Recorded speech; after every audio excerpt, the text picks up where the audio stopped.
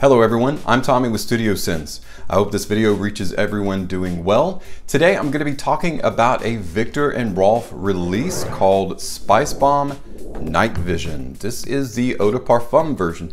Now the EDP or Eau De Parfum version was released earlier this year, in 2020, and in 2019 the original Spicebomb Night Vision, which was an Eau de Toilette version, was released. That was released to somewhat mixed reviews. So when we return, I'm going to talk about my experience with the Eau De Parfum version, how it stacks up to the EDT, that and more, so stay tuned.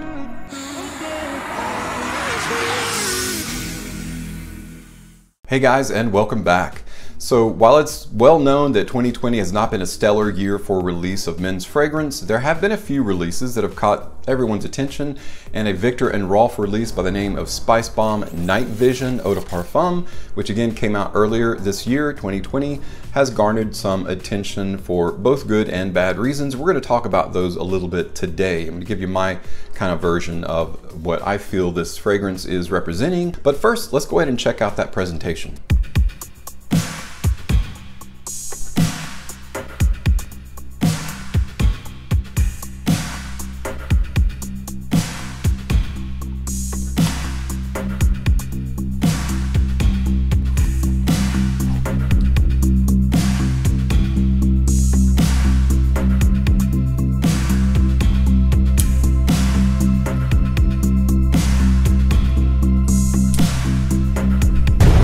That is the presentation. Did you like my little as my ode to Platoon or whatever war movie that you like? When you consider the original Spicebomb and then the Spicebomb Extreme, and then of course 2019 saw Spicebomb Night Vision, which is the blue version. Now everyone knows that blue version is the hyper, uber, or turbo versatile version of a fragrance for men that you can wear almost on any occasion, any scenario, any circumstance, and it's typically more slated for warmer weather, so spring and summer. So again, hyper versatile, turbo vigilant in terms of the scent profile, can be used pretty much in any scenario, any circumstance. Is that the case for the new Night Vision Eau De Parfum? Well, let's talk a little bit about that note breakdown.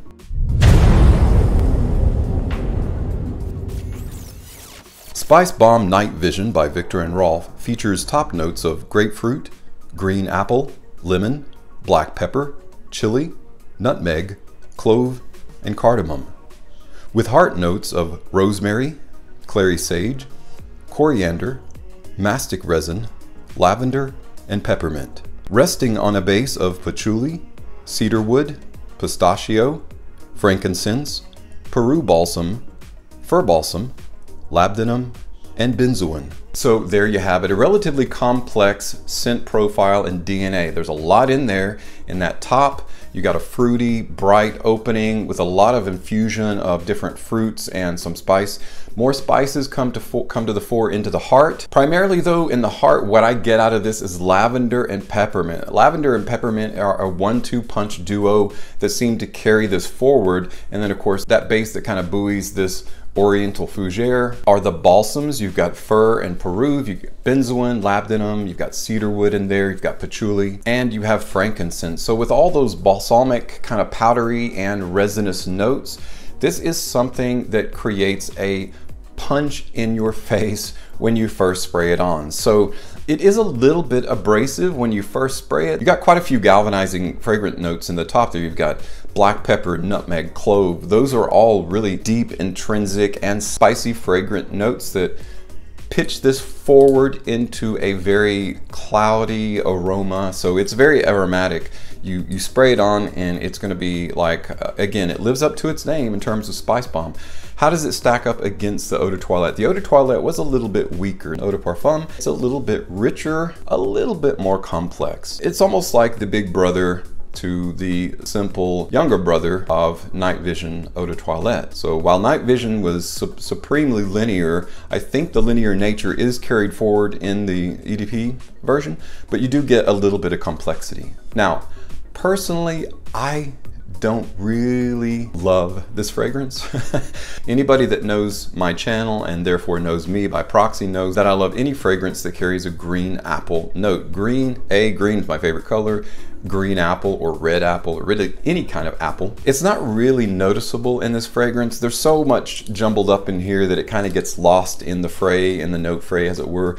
There's a lot going on in this fragrance, and I don't mean that in terms of complexity. So there's so many notes that it's almost like they're all vying for your attention all at once, and it's almost like a fougere war going on. It's almost like note battle royale, so which I guess makes sense since this is a grenade, right? I've been wearing this fragrance for the last 4 days. I will tell you this, it is a very, very good performer. It is a solid performer. I get a good solid 9+ hours on this. Right around the 7th hour, it does pull back and becomes a little bit softer, a little bit subdued skin scent, a little bit closer to the skin. I would say it projects really well for the first 3 hours, which goes to follow in most of the Spicebomb line. They're very, very heavy in terms of scent cloud, in terms of sillage. Is one of the more noticeable sillage fragrances out there. So if that's your game, if you want to get noticed, if you want to get compliments, this is going to be one that you want on your radar, because it definitely creates like a 3-foot scent bubble, and anyone within that proximity or the vicinity of that is gonna smell this and likely and hopefully give you a compliment, because it is pleasant. This one is a little bit less Invictus-y. The Eau de Toilette had more of an Invictus vibe. Invictus is almost like the generic term for any blue fragrance that's trying to follow suit with a specific scent profile. It's going to be young, energizing, it's going to be relevant, it's going to be blue, it's going to be bright, it's going to be slightly citrusy, slightly fruity, so it carries all those characteristics. This carries some of those characteristics, but again, it's a little bit more confusing. Like, it's not sure, I don't think, what it really wants. In the end, it dries down to be relatively pleasant, but it's a little bit abrasive in the beginning, owing to all those really spicy notes that are pushing forward some of those scent accords that are fighting for your attention. Just as with Night Vision Eau de Toilette, the versatility is there. I think the versatility is a little bit better with the Eau de Parfum version.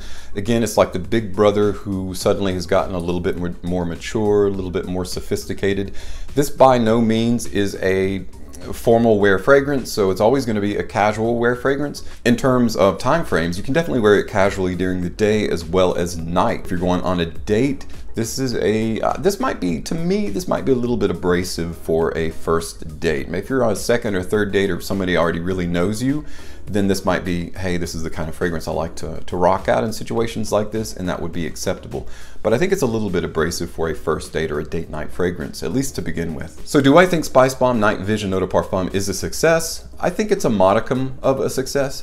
Do I think you should rush out and pay $100 for a 100 ml bottle? Not necessarily. I think Spicebomb Extreme is definitely worth it. I don't necessarily think Spicebomb Night Vision Eau de Parfum is worthy of that pretty hefty price. Now, this is a 50 ml bottle, but you're still looking at around $60, $70 for even that. So I don't think that the quality of the fragrance is there. That is one thing that Viktor and Rolf really does. They use really high quality ingredients. That's obvious in the scent profile, but what it's creating, the scent that it's creating, is really worth the price of admission at this point. Perhaps the best thing about Night Vision is its color scheme, as that dark and mercurial green conjures images of Tom Clancy's Splinter Cell. Remember Sam Fisher and his signature trifocal goggles, or the mean green and always out of control Incredible Hulk. Love all those color, dark green and bright green color schemes, and the splashes of color that they used in the actual marketing program are all wonderful. And I think, again, it's probably the best thing about Spicebomb Night Vision Eau de Parfum, because the actuality of the fragrance leaves a little bit to be desired, at least in my book. Well guys, that's it for my take of Viktor and Rolf's Spicebomb Night Vision Eau de Parfum. I do think it has some qualities about it that younger people will enjoy. If you're wanting to get compliments and pull compliments, and that's all you're wanting, it's kind of a linear outlook, then and that's fine, then this will likely do that for you. But in the long term, the money that you're spending on this can, I think, be better spent on fragrances that have a little bit more depth and complexity to them than just kind of a generic blue, hey, look at me kind of fragrance, which ultimately is what this is. But thank you so much for stopping by and checking out my video today. As always, thank you so much for your support on my channel. I'm Tommy with Studio Sense, and I'll see you next time.